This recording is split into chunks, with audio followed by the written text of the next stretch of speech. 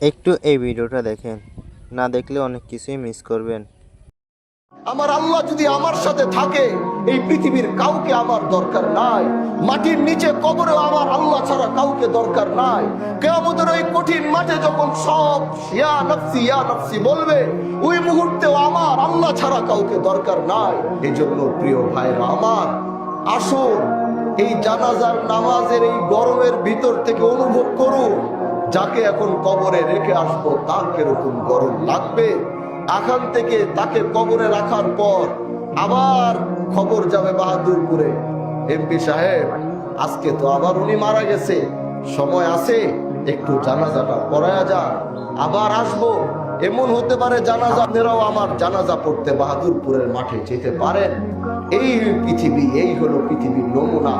আসুন এই পৃথিবীটাকে একটু বুঝি, আল্লাহর যে আমানত গুলাকে একটু রক্ষা করি, আল্লাহর সাথে আমার সম্পর্কের গভীরতা আরেকটু মজবুত করি।